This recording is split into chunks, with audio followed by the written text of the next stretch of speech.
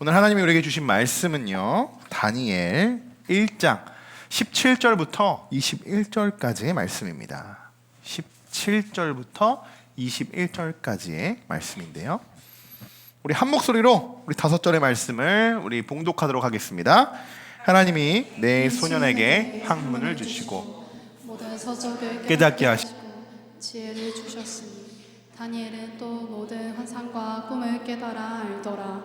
왕이 말한 대로 그들을 불러들임 기한이 찼으므로 한관장이 그들을 느부갓네살 앞으로 데리고 가니 왕이 그들과 말하여오매 무리 중에 다니엘과 하나냐와 미사엘과 아사랴와 같은 자가 없으므로 그들을 왕 앞에 서게 하고, 왕이 그들에게 모든 일을 묻는 중에 그 지혜와 총명이 온 나라 박수와 술객보다 10배나 나은 줄을 아니라 다니엘은 고레스 왕 원년까지 있으리라. 아멘.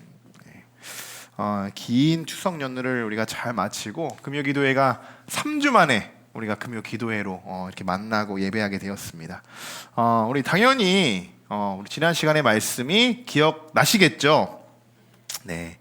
지난주에 우리가 무슨 말씀 나눴었죠? 이름값 해야 된다고 했잖아요. 이름값. 다니엘은 이름값을 했다라고 했어요. 그리고 우리들은 우리들의 공통적인 이름이 있었죠. 뭐죠?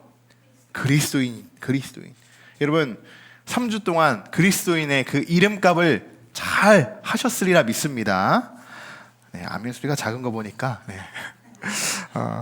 자, 여러분, 우리는 지금 어떤 시대를 살아가고 있습니까?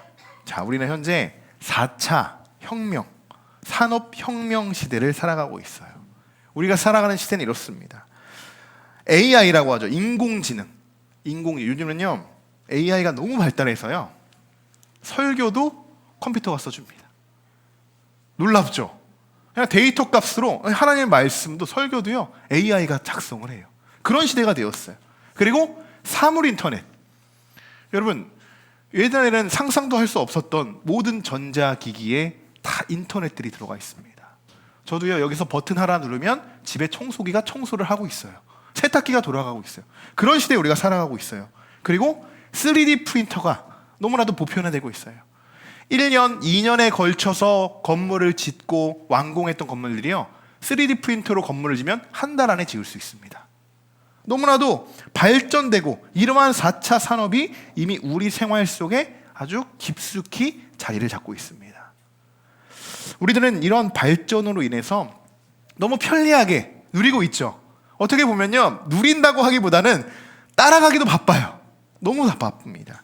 그만큼 세상은 굉장히 빠른 속도로 지금 번져나가고 있다는 것입니다. 우리가 이렇게 점점 더 편리하고 쾌적한 삶을 살아갈 수 있는 것은요, 무엇 때문일까요? 또 누구 때문일까요? 과학자인 아인슈타인 때문일까요?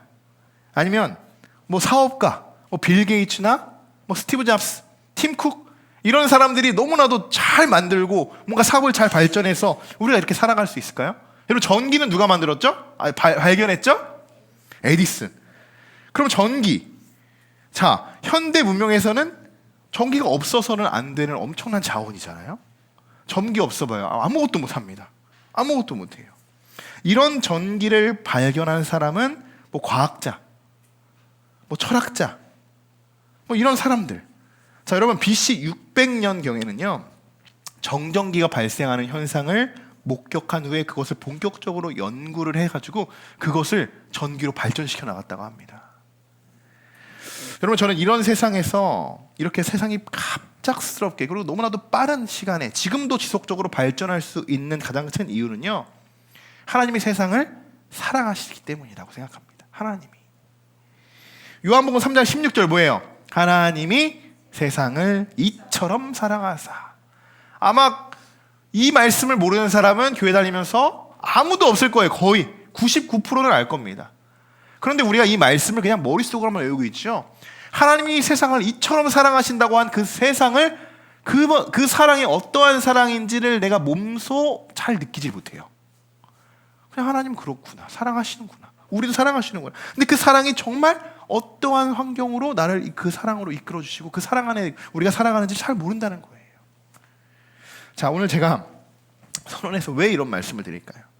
자, 지혜의 근본, 그 근본은 하나님으로부터 시작이 된다는 것을 먼저 말씀드리고자 오늘 말씀을 이렇게 서론을 시작하고 있습니다. 하나님은요, 사람들에게 지혜를 주십니다. 지혜. 그것이 어떤 지혜냐? 크게 두 가지로 나눌 수 있어요. 자, 일반적인 지혜. 우리들이 살아가는 데 있어서 일반적인 지혜와 성경에서 말하는 지혜. 이렇게 둘로 나눠줄 수 있습니다. 일반적인 지혜는 이런 거죠. 학문, 우리가 아는 지식, 뭐 삶의 방향성 등 뭐 인간이 살아가기 위해서 모든 것을 지니고 있는 그런 지혜들을 말하고요.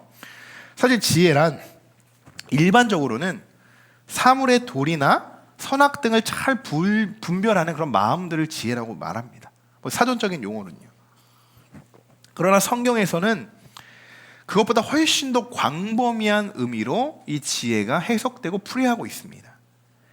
지혜가 사람들에게 쓰일 때는요, 그냥 인간적인 기술, 실제적인 지식 등을 가리키지만 성경에서는 지혜의 근본, 어디에 속하고 있다고요? 잠언에 나왔죠. 솔로몬이 했죠. 지혜의 근본은 하나님께 속한 것이고 하나님과 함께할 때 지혜를 얻을 수 있다.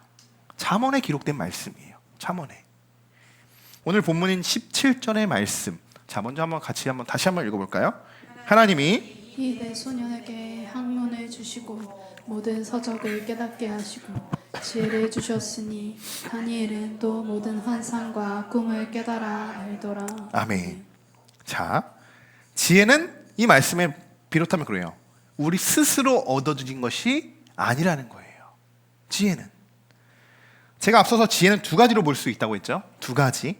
일반적인 지혜와 성경이 말하는 지혜가 다르다고 했습니다. 자, 인간은 어느 정도의 영역까지는, 그 역량까지는 스스로 지혜를 만들어갈 수 있습니다. 스스로 살아갈 수 있어요. 그런 능력이 있어요. 하나님이 주신 능력이에요. 그것도. 자, 그러나 그렇게 해서 인간이 얻을 수 있는 지혜와 지식에는 한계가 있다는 거예요. 한계가. 우리 중에서 인간이 얻을 수 있는 지혜의 한계를 뛰어넘고 하나님의 지혜를 얻고자 하시는 분들이 있으시다면 오늘 이렇게 한번 기도해 보셨으면 좋겠어요. 하나님의 학문을 알게 하시고 모든 서적을 깨닫게 하시고 하나님의 지혜를 하나님 나에게 허락해 주시옵소서. 다니엘의 기도입니다. 다니엘의 기도. 여러분 이렇게 기도해 보셨으면 좋겠어요. 그럼 진짜 여러분들에게 믿으셨으면 좋겠어요. 진짜 여러분들에게 불가능했던 뭐 학업, 학문, 그리고 삶에서의 지혜, 우리가 살아가면서 얼마나 많은 지혜가 필요합니까? 그러한 지혜들, 그런 지혜들이 여러분이 상상할 수 없을 만큼의 놀라운 능력으로 하나님이 지혜를 부어주실 줄 믿습니다. 제가 정말 확신에 차서 여러분들에게 이렇게 말씀드리고 싶어요. 왜냐? 저도 겪어봤어요. 이러한 지혜가 어떠한 지혜인지. 자, 저의 이야기를 잠깐 말씀드리면 뭐 아시는 분들은 다 아시지만 저는 15살 나이 한참 공부를 해야 되는 그런 나이에 부모님의 말을 안 듣고 연필 대신 스틱을 잡았습니다. 드럼 스틱을 열심히. 남들 다 연필심 깎아 먹을 때 저는 드럼 스틱을 날려 먹어서 맨날 낙원 상가에 가서 드럼 스틱을 샀던 그런 기억이 있어요. 그렇게 16년 동안 음악 생활을 활동했습니다. 10년 동안 하면 어느 분야든, 여러분 어느 분야는 뭐 프로가 되고 싶잖아요. 어느 분야는요, 뭐 하나에 10년 이상 하면 그 분야에는 프로페셔널이 된다고 해요. 그 시간이 그렇게 만들어주는 거야. 그 시간, 만 시간이라고 하는데 그 만 시간 동안 무엇에 하나에 집중하면 프로페셔널이 됩니다. 뭐든지. 근데 16년 동안 그렇게 했다는 거예요. 그렇게 늦은 나이에 그리고 신학교에 들어가게 되고 신학을 공부한 지 보니까 한 12년이 됐어요. 다 12년이 널러갔지만 사실 음악을 했던 연수보다 아직도 신학을 했던 연수가 적은 거예요. 아직도. 그만큼 저의 인생에 있어서 이전에 그 음악이 저에게 주었던 그 영향력은 엄청나다는 거예요. 아직까지도.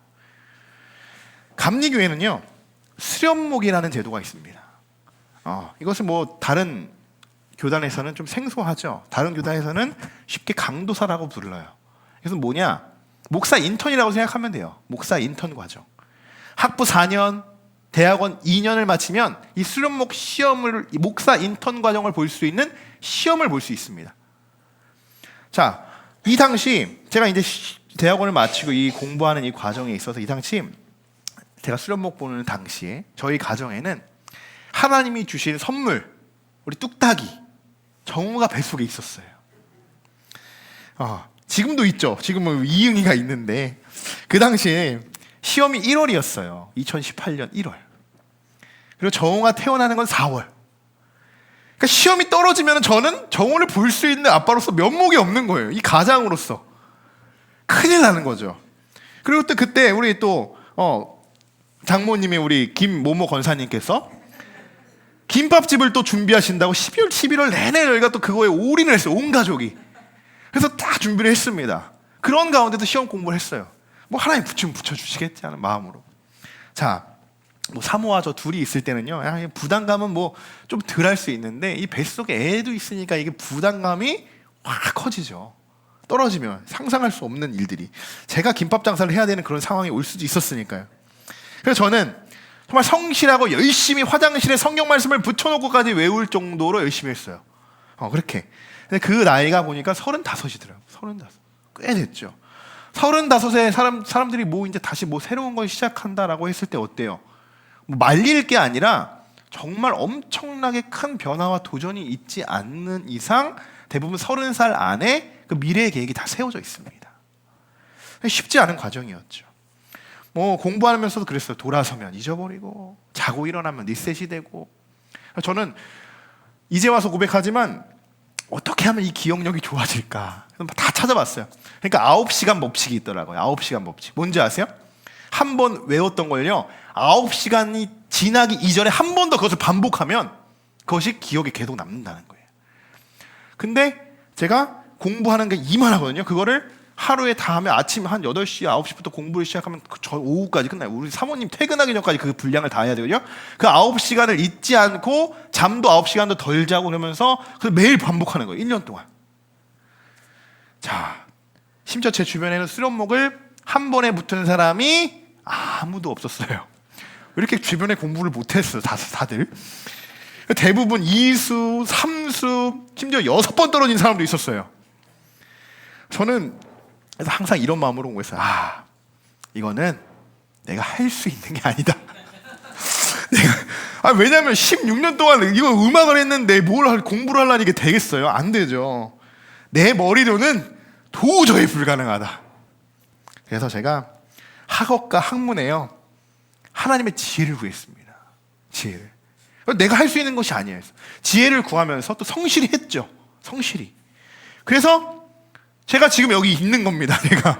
그래서 시험 보는 학생이 뭐 되게 많아요. 한 400명, 450명 정도 그렇게 이제 연회에서 그렇게 시험 보는 사람이 있는데 붙는 사람은 4분의 1이에요. 한 100명 정도가 붙고 그 수를 좀 어느 정도 맞춰서 이 목회자도 양성을 해야 되니까 실제 이 점수에 합당한 합격자는 그 100명 중에서도 23명밖에 안 됐습니다. 그러니까 나머지 한 70명, 80명은 안 됐는데도 그나마 좀 이렇게 커트라인을 늘려서 붙여준 거예요. 사람을 채워야 되니까. 근데 여러분 놀랍게도 제가 그 23명 안에 들었다는 거예요. 너무나 놀랍죠. 제가 똑똑했나 봐요. 누구 닮아서 그런지 모르겠어요. 자, 근데 이것을 잘 하셔야 돼요. 왜 이런 말씀을 드리냐면 하나님이 그 지혜를 구할 때 지금 나에게 어떤 사명을 주셨는가? 사명의 목적이잖아요, 이게. 내가 왜 이게 지금 35 이상 먹고 지금 애가 배에 있고 지금 남들은 지금 공장에 가서라도 일해가지고 지금 애기를 먹여 살리고 가정을 살려야 되는 사이에 왜 나에게 무엇을 어떤 사명을 하나님이 주셨기에 내가 지금 이렇게 사명의 목적을 달성하기 위해서 기도하고 열심히 노력하고 공부를 하고 있는가? 이 목적을 깨달아야 되는 거예요. 여러분, 이것을 통해서 하나님이 내가 무엇을 하기를 원하시는가? 여러분, 이것을 알아야 하고 여러분이 지혜를 구하는 방법, 저뿐만 아니라 여러분들 그러죠. 이런 여러분의 지혜를 구하는 방법, 하나님이 보시기에도요 합당한 그 지혜를 구해야 하나님이 그 지혜를 부어주시는 것입니다. 이것을 여러분 꼭 기억하셔야 돼요. 다시 말해서 하나님은요 우리가 슈퍼맨처럼 모든 영역에 그 모든 영역에 대한 지혜를요 한 사람에게 몰아주지 않아요. 그런 사람 있어요, 여러분? 간혹 공부도 잘해, 잘생겼어, 근데 또 운동도 잘해. 이런 사람은 볼 수 있지만 그 사람이 성격이 좋거나 뭐 이렇지 않아요. 사실은 다 여러 방면에 다방면에 좋은 사람은 그렇게 볼 수가 없어요.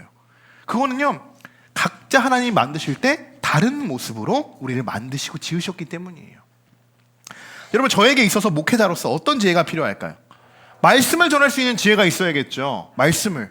저는요, 음악을 할 때도요, 찬양을 했던 사람이 아니고 연주자에 했던 사람이 있기 때문에 찬양을 귀로 듣더라도 말로는 하지 않아요. 그랬던 사람이 이 자리에 와서 말로 말씀을 선포하라니 저희가 어떻겠습니까?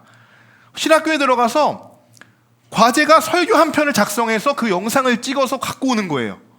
그래서 그 영상을 다 같이 학생들이 그 한 3, 40명 내는 학생들이 그걸 보면서 그 영상의 설교에 대해서 서로 지적과 뭐 해주는 거예요. 저에게 있어서 그만큼 큰 시험이 없었습니다. 뭐 설교가 뭔지도 모르겠고 뭐 해봤어야죠 그거를. 아니 무대 앞에 나와서 연주하라는 건 쉬운데 한마디도 해보지 않았던 사람이 거기서 말씀을 선포하라고 하니 차라리 찬양 한 곡을 부르는 게 낫죠. 너무나도 어려웠어요. 그게 저의 흑역사로 남아있습니다. 아직도 그 사이트 영크에 아직도. 여러분 근데 그때 전했던 말씀도 다니엘의 말씀이었어요. 다니엘서의 말씀. 여러분 저에게 필요할 수 있는 지혜는 말씀을 전할 수 있는 지혜고 또 성도들을 잘 양육하고 이 영적 지도자로서의 지혜가 저에게 지금 필요한 거죠. 그런데 이게 성도들에게도 그렇게 간절히 필요한 지혜일까요? 아니죠. 다르죠. 그러니까 서로의 필요한 역량이 다르고 필요한 지혜가 다른 겁니다. 자, 우리들은 여러 가지의 색깔들을 지니고 있어요. 그러니까 다 똑같으면요 무슨 AI 로봇이죠. 다 다르죠. 똑같은 사람은 아무도 없어요. 근데 하나님이 우리를 만드실 때 그렇게 만드셨다는 거예요. 그렇다면 하나님이 우리들에게 원하시는 부분은 어떠실까요? 하나님이 우리에게 주시는 것 다 각자 다르게 우리에게 부어주셨다는 것입니다. 각자 다를 수밖에 없는 거예요. 근데 우리들이 풀어나가야 하는 숙제들이요 그겁니다. 공통적으로 우리가 풀어야 할 과제와 숙제들은요 그리스도의 본을 따라서 그리스도의 삶으로 살아가는 것이 당연한데 각자 그것을 접근하는 방법이 다 다르다는 거예요. 다 우리의 성향이 다르니까. 그러니까 그것에 대한 뭐가 필요해요? 지혜가 필요하다는 겁니다. 지혜가 나에게 있어서 일반적인 지혜가 아니라 하나님의 지혜를 구해야 하는 부분이 어떠한 부분인가, 나에게 필요한 지혜는 진짜 어떠한 지혜인가, 이것이 우리들에게 주어진 과제라는 것입니다. 평생 아마 하나님 나라에 갈 때까지도 우리들에게 이런 과제는 우리가 풀어나가야 할 것이에요. 시시때때로 지혜를 구해야 되는 상황은요 아주 많이 여러 번 바뀌죠. 여러 번 바뀝니다. 얼마나 수도 없이 바뀝니까? 우리가 고민하고 우리가 늘 그렇잖아요. 자녀들 키우다 보면 이 자녀가 어디 학교를 가야 될까? 어느 유치원을 가야 될까? 그걸 다 키워놓으면 어디 대학교를 가야 될까? 이제 다 키웠네? 그러면 얘가 어떤 사람을 만나서 결혼할까? 결혼하면 우리 다 끝난 것 같은데 아이고 애는 언제 낳지? 그럼 손주는 언제 보냐? 또 다 끝난 것 같은데 그 손주는 또 누구랑 결혼할까? 끝까지 우리는 이러한 고민 속에 살아갑니다. 끝까지. 그러면서 그 상황을 일반적인 지혜로 풀어가는 것이 아니라 우리는 그리스도인으로서 하나님의 지혜로 풀어가야 되는 그 모든 상황을요. 그럴 때 그리스도인과 그리스도인이 아닌 그 차이점이 거기에서 나타나는 겁니다. 그러한 모든 삶에서 나타나는 거예요.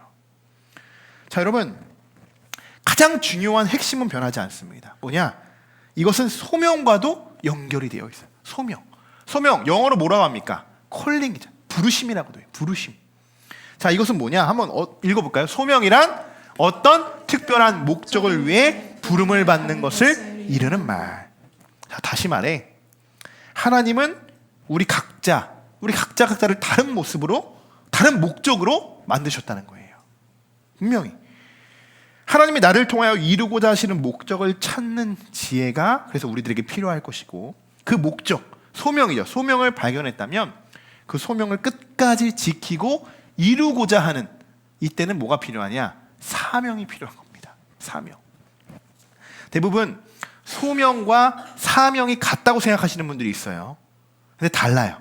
소명은 여기 쓰여 있는 말 그대로 이거예요. 하나님이 우리를 어떠한 특별한 목적으로 우리를 부르십니다. 우리가 로마서 8장 28절 그 말씀도 뭐래요? 부르심의 말씀이잖아요. 우리가 알거니와 하나님의 뜻대로 부르심을 입은 자들에게는 하나님의 뭐예요? 선한 모든 것이 합력해 선을 이룬다. 자, 거기에 부르심의 말씀이잖아요. 부르심의 말씀. 그거에서 다 소명의 말씀인데 사명은 무엇이냐? 그 부르심의 목적을 깨닫고 끝까지 내가 죽을 힘을 다해 지키는 것이 사명인 거예요. 사명. 자, 여러분 다시 저의 이야기를 해보면, 제가 드럼 칠 때를 생각해보면 연습도 열심히 하지 않고 기도도 지혜도 구하지 않았을까요? 어땠을 것 같아요? 거의 저도 우리 부모님도 여기 안 계실지 모르겠지만 저 집에 들어가는 날도 많이 없었어요. 연습실에서 그렇게 연습을 하고 뭐 그럴 때가 많아요. 저는 한 번도 뭐 연휴나 뭐 어디나 뭐 그 휴가 기간에 어딜 놀러 가본 적이 없습니다. 15살 때부터 21살, 그리고 정확히 말하면 한 25살, 6살 때까지 어디 여행 같은 데를 가보진 않았어요. 그럴 시간이 없었어요, 저에게는. 늘 연습하고 또 공연하고 집회하고 이런 데에 그런 삶을 살아갔었으니까요. 정말 많은 기도도 하고 밤새도록 정말 드럼을 붙잡고 기도하며 막 눈물을 흘려 막 부러지면서 풀어나가야 되니까요. 그것도 하나님이 주신 나의 소명이라고 믿고 내가 기도했으니까. 그렇게 막 부둥켜 엉엉 울며 기도할 때도 있었습니다. 밤새도록. 하나님 왜 저를 이러한 연주자로 소명을 부르시고 왜 어떠한 소명을 이루시기 위해 저를 부르셨습니까? 그렇게 기도하실 때도 있었어요. 간절하게. 그래서 제가 이제 와서 알게 된 사실은 뭐냐, 나에게 있어서 하나님이 주신 소명은, 진짜 소명은 따로 있었구나. 따로 있었던 거예요. 드럼 칠 때도요, 분명히 저는 간절히 기도하고 정말 열심히 했어요. 남들이 8시에 나오면 저는 7시에 나가서 더 일찍 연습하고, 남들이 10시에 집에 가면 전 11시까지 하고 집에 가고 그랬던 사람입니다. 정말. 그런데 수련목 시험을 앞두고도 정말 간절히 기도가 열심히 했어요. 똑같이.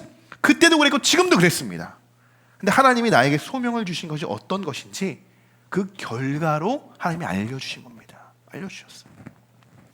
뭐 제가 여러분들보다 훨씬 더 세월을 오래 산 것도 아니지만 제가 여러분들에게 겉면의 말씀을 드리고 싶은 것은요, 내가 지금 아무리 잘하고 있는 것 같이 보여도요, 그것이 하나님이 주신 소명이 아니라면 지금이라도 하나님이 나에게 어떠한 소명으로 나를 만드시고 부르시고 나를 사용하려고 하시는지 하나님의 뜻을 구하면서 또 하나님의 지혜를 구하면서 여러분 기도하시길 소망합니다. 저도 제가 드럼 칠 때는 제가 최고인 줄 알았어요. 정말 이 소명으로 하나님이 나를 정말 크게 쓰신다고 생각했습니다. 실제로 그렇게 쓰임을 받았기도 했어요. 그런데 그것이 저에게 마지막 소명으로 부르신 그 소명의 목적이 아니었던 거예요. 목회하면서 그 이전에 했던 그 많은 일들을 소명의 도구요, 지금 목회의 도구로 그 음악적인 일들을 저를 사용하고 계십니다. 그래서 저에게 있어서 우리 함께하는 교회에 정말 든든한 자랑이라고 하면 우리 교회는 분명히 아트적으로, 예술적으로 앞으로 훨씬 더 많은 가능성이 있는 교회입니다. 목회자가 이런 예술성으로 깨어있는 그 목회자들이 여러분 생각보다 별로 없어요. 생각보다 온전히 많이 공부하는 그 틀 안에 갇혀져 있고 좀 보수적이고 좀 개방적이지 못한 목회자들이 많이 있습니다. 요즘 젊은 목회자들도 뭐 마찬가지예요. 그러나 요즘에는 이전에 뭐 제가 음악을 경험했듯이 다른 분야에서 많은 것들을 경험하고 새롭게 또 목회의 소명을 받고 저같이 그러한 목회들이 많이 발생하고 있거든요. 많이 나오고 있어요. 그것이 은혜인데 그만큼 하나님이 다목적으로 이렇게 하나님이 목회자들을 부르시고 사용하신다는 거예요. 그만큼 요즘에도 많은 사람들이, 우리 성도들이 그만큼 더 많이 발전하고 있다는 겁니다. 자, 여러분, 저는 우리 검사님들의 나이가요, 늦은 나이라고 생각하지 않습니다. 여러분도 고백하셨잖아요, 수요 중독 모임 때. 네, 그대로 제가 인용하는 건데 여러분의 고백입니다. 제가 지어낸 게 아니고요. 늦지 않았어요. 다 해고 좀 쉬고 싶은데 아니잖아요. 오신 분들 아니잖아요. 진짜 여러분 엄청나게 새로운 것을 시도하기에는 하실 수 있습니다. 근데 무리가 있죠. 그건 사실이에요. 그건 팩트예요. 그런데 사실 못할 것이 뭐 있어요. 근데 못할 게 뭐 있습니까? 저도 28살에 신학교를 들어가고 다시, 그리고 35부터 새로운 인생을 시작했어요. 남들이 보면요, 그때 뭘 한다고 하면은 깜짝 놀랄 일이죠. 부모가 뜯어 말리죠. 큰일 난다고 하죠. 자, 여러분, 이미 우리들 중에는 하나님이 주신 소명을 발견하신 분들도 있을 겁니다. 또 그것을 깨닫고 준비하는 분들도 있을 거예요. 그 과정에 있을 수도 있고요. 그리고 완전히 또 무엇을 새롭게 시작해야 되는가, 어떤 것을 시작해야 하는가, 어떻게 살아갈까 하는가, 이렇게 고민하는 우리 간사님도 있을 거고, 우리 병준 형제도 있을 거고, 우리 병준 집사님도 있을 거고, 저와 우리 사모님 어떠한 목회의 방향성을 가지고 앞으로 이 교회를 30년 동안 은퇴하기 전까지 어떻게 이루고 갈 것인가, 이런 고민들도 있을 거고, 우리 권사님들도 다음 주에 내가 무슨 꽃꽂이를 할까, 오늘 이렇게 이쁜 국화를 했는데 이것도 소명이잖아요. 이러한 것들을 고민하는 거예요. 그러니까 우리는 늘 무궁무진하게 계속적으로 발전할 수 있다는 거예요.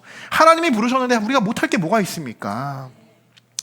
여러분, 저는 우리들 중에 어느 누구도 나이를 제한하지 않고, 나이는 아무것도 아니에요.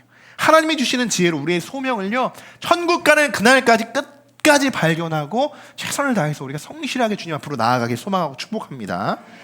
자, 그럼 오늘 이제 말씀이 시작이 됩니다. 네, 오늘 길어요. 자, 다니엘에게 주어진 소명은 그럼 무엇일까? 궁금하지 않으세요? 17절 말씀에 다니엘은 또 모든 환상과 꿈을 깨달아 알더라. 꿈 하면 누가 생각납니까? 다니엘. 원래 요셉이 생각나야 되는데 여기 교회는 좀 이상하네. 우리 교회는 원래 요셉이 꿈의 사람 아니에요? 요셉. 원래 요셉이라고 하는데 제가 이제 이렇게 대답이 나와서 꼬였습니다. 네. 사실 우리가 꿈이라고 하면 요셉과 가장 많이 연관을 짓는데요, 다니엘도 만만치 않습니다. 다니엘 꿈과 환상으로 하나님이 말씀해 주셔요. 다니엘의 소명은 뭐냐?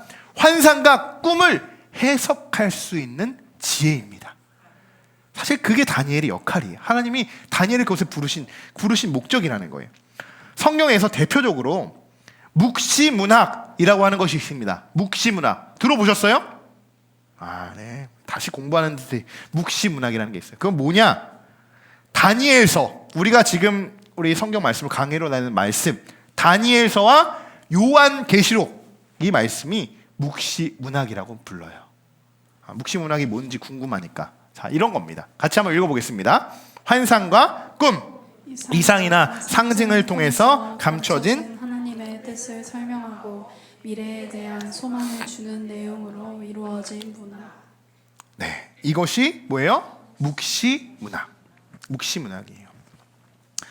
그래서 이 말씀을요, 설교자가 잘못 전하면요, 이단이 될 수 있는 확률이 굉장히 심합니다. 신천지가 무슨 말씀으로 가장 많이 성경을 건드려요? 요한계시록. 그럴듯하거든요. 뭔가 이루어지지 않는 일이잖아요. 여기 말씀이죠. 묵시문학 이런 거예요. 환상의 꿈이나 이상을 통해서 하나님이 말씀하신 것을 인간이 그것을 번역해가지고 풀이해야 됩니다. 그런데 인간이 그것을 어때요? 좀 그럴듯해요. 자기 뜻대로 풀어 해석할 수 있기에 충분한 여지가 있습니다. 그래서 이단들이 가장 많이 건드리는 말씀이 요한계시록이에요. 요한계시록. 자, 17절에서 하나님이 다니엘에게 깨닫게 하신 것이 뭐라고 했습니까? 환상과 꿈. 바로 이것이 다니엘이 하나님께 받은 소명인 거예요. 소명. 다니엘은 귀족 출신이었어요. 귀족 출신들 다 잡아갔다고 했잖아요. 1차 포로 때. 그러니까 당연히 말하지 않아도요, 이는 많은 교육을 받았던 사람이에요. 귀족 출신이기 때문에. 하지만 지금부터는 하나님이 다니엘에게 지혜를 깨닫게 하셨기 때문에 그가 지금까지 배운 학문과 지식은요, 그 수준의 차원은요, 하나님이 주시는 지혜와는 완전히 비교가 되지 않는 지혜로 다니엘이 지금부터 이제 역할을, 사명을 감당하게 됩니다. 어느 한 무명 작가가요, 소명에 대해서 이렇게 정리를 했어요. 이름도 없는 무명 작가가 너무나도 잘 정리를 해가지고 제가 오늘 갖고 왔는데 같이 한번 읽어볼까요? 소명의 길을 걸으며 발견하는 것입니다. 소명은 발견은 오. 이 길이지라는 단던한 심정이라 하나의 길을 걸은 후에 이 길은 아니군 하며 조금씩 깨닫고 받아들이는 과정입니다. 네, 자, 깨닫고라는 단어가 포인트예요. 깨닫고. 오늘 말씀처럼요, 깨닫는다는 것에 대한 같은 의미를 이 작가가 부여하고 있어요. 아마 크리스찬이 아닌가 싶어요. 다니엘은 포로로 끌려오기 전까지는요, 자기에게 꿈과 환상을 해석할 수 있는 소명이 있다, 내가 그것을 가지고 있다라는 것을 알았을까요? 몰랐을까요? 몰랐어요. 만약 알고 있었다면 다니엘을 소개할 때 꿈과 환상에 뛰어난 아주 명철한 다니엘은 이렇게 시작했을지도 몰라요. 그런데 그런 이야기가 한 번도 나오지 않고 이제서야 느부갓네살을 이제 만나는 이때야 그가 이렇게 지혜가, 어떠한 지혜가 있었는지, 하나님이 주신 소명이 무엇인지를 그가 지금 이렇게 고백하고 있다는 겁니다. 그 전까지는 몰라요. 그러나 다니엘은 굳은 뜻을 정하게 되고요. 하나님은 다니엘에게 하나님의 지혜와 그렇게 주셔서 환상과 꿈을 이제 해석하게 될 수 있는 그런 소명이 있다는 것을 깨닫게 하시는 거죠. 하나님이 소명은 깨닫게 하시는 겁니다. 깨닫게 하시는 거. 우리에게 여러분에게 아니도 저에게도 무궁무진한 엄청난 능력치가 잠재되어져 있습니다. 잠재되어져 있어요. 그런데 어때요? 우리가 그것을 하나님이 깨닫게 하지 못하면요, 모르는 거예요. 모르는 거예요. 몰라요. 숨어져 있는 겁니다. 그래서 우리가 하나님의 지혜를 간구하고 부르짖어 기도하며 찾는 거예요. 찾는 거. 깨닫게 해달라고. 하나님, 나에게 어떤 소명이 있는지 모릅니다. 깨닫게 하여 주시옵소서. 제가 아까 말씀드렸죠. 저의 소명이, 저는 드럼이라고 확신하고 그렇게 힘용하다 애썼습니다. 그런데 뭐예요? 그 소명이 아니라는 것을 나중에 깨닫게 하십니다. 잘못되었다는 것도 깨닫게 하시고요, 진짜 소명이 무엇이었는지도 깨닫게 하신다는 거예요. 깨달음이에요. 소명은 깨달음. 자, 이제 앞으로 다니엘이 다음 시간부터 느부갓네살이 꾼 꿈을 해석하게 됩니다. 오늘까지는 좀 서론이에요. 서론이기 때문에 좀 다니엘이 그냥 이렇구나라는 그 배경에 대해서 이제 말씀을 나누게 되는데, 다음 시간부터는 본론적인 내용이 이제 2장부터 들어가게 됩니다. 왜 다니엘을 꿈과 환상을 보고 그것을 해석할 수 있는 소명을 받은 다니엘이라고 하는지 다음 시간에 우리가 좀 더 말씀을 나눠볼 텐데요. 자, 이번에 우리가 한 번 더 18절부터 21절까지의 말씀을 다시 한번 읽어보도록 하겠습니다.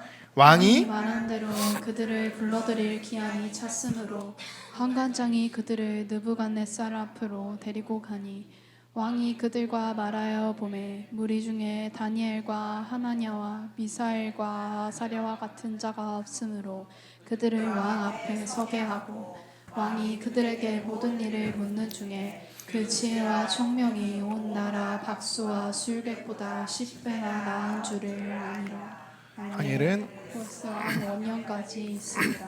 아멘. 자, 불러드릴 기한이 찼다라는 것, 몇 년이 되었는지 여러분 아시죠? 3년. 3년 동안 이들이 교육을 받잖아요. 자, 이렇게 관장과 환관장이 느부갓네살 왕 앞에 그동안 교육시켰던 사람들을 쫙 데리고 와요. 몇 명인지는 소개하고 있지 않지만 많았을 겁니다. 포로들이 뭐 어마어마했으니까요. 그리고 왕과 뭘 합니까? 19절에 보시면 왕이 그들과 말하여 보매라고 이렇게 이야기되어 있어요. 사실 이건 뭐냐? 구두 시험인 겁니다. 구두. 인터뷰예요. 인터뷰. 왕이 그동안 이들이 얼마나 잘 교육을 받았는지 테스트하는 겁니다. 테스트하는 과정. 그때 유독 왕의 눈에 띄는 사람들이 있었어요. 다니엘, 하나냐, 미사엘, 아사랴. 이렇게 4명이었습니다. 왕은 그들을 자기 앞에 딱 불러 세웁니다. 그리고 왕이 그들에게 이것저것 질문을 하게 돼요. 질문을. 그렇게 대화를 마친 후에 왕이, 느부갓네살 왕이 이들을 칭찬합니다. 뭐라고 칭찬하냐? 그 지혜와 총명이 온 나라 박수와 술객보다 10배나 나은 줄 아니라. 10배나 나은 줄 아니라. 사실 이 고백은요, 이 왕의 고백은요, 사실 여러분 엄청난 고백이에요. 자존심도 다 내려놓은 고백입니다.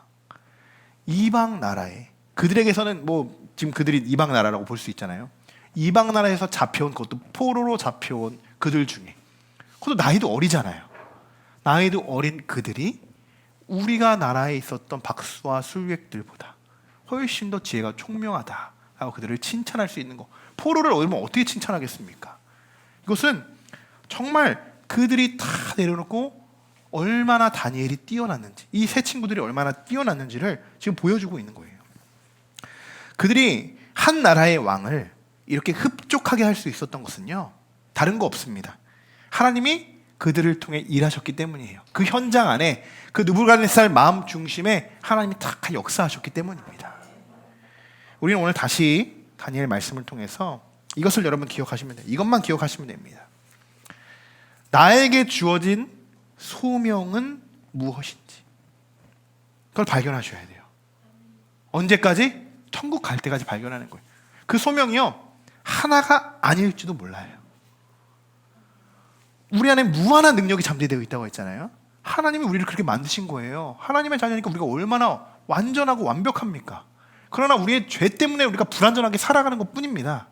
그 무한한 그 능력치가 우리 안에 잠재되어 있는데, 하나님의 지혜로 그것을 깨닫고 그것을 하나님의 도구로 사용하고 내가 그리스도의 본이 되어서 살아가는 것, 그 삶을 살아가는 것, 그것을 하나님이 원하시는 것이 바로 우리의 삶이 되어야 하는 것입니다.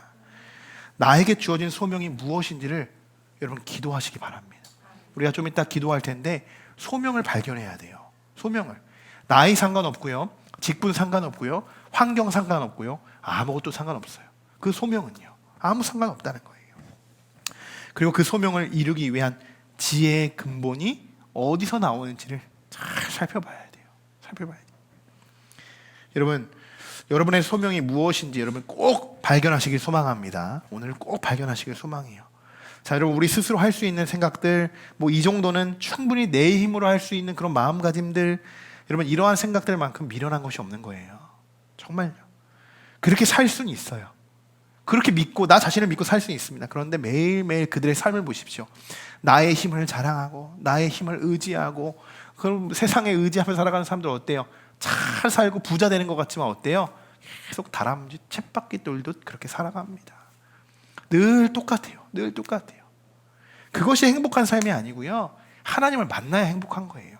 하나님을 만나야 행복한 삶을 살아가는 겁니다. 그래서 사람들은, 예수 모르는 사람들은요, 뭐 부자가 되었든 어떤 환경에서 성공하든 뭘 하든 나중에 뭐라고 해요? 세상 참 허무하다. 세상을 이렇게 해봤죠, 내가 아무리 살아와도 뭐 참 아무것도 없네. 돈을 그렇게 많이 모아도 뭐 즐겁지가 않네. 당연하죠. 그것 때문에 행복한 게 아닌데. 그 비밀을 모르는 거 어때요? 그게 미련한 거예요. 예수님 한 분만 내 안에 정말 잘 계신다면요, 내 안에 계신다는 깨닫는 건요, 어떠한 행복과도 바꿀 수 없잖아요. 여러분 그렇지 않습니까? 그것 때문에 우리가 오늘도 예배하고 기도하고 우리가 찬양하는 거 아닙니까? 예수님 함부로 여러분 만족하셔야 됩니다. 인간이 아무리 뛰어나봤자 하나님 앞에서는 아무 존재도 아니에요. 아무 존재도 아니에요. 그래서 우리는 하나님 앞에 항상 겸손한 마음을 우리가 취해야 하는 것이죠.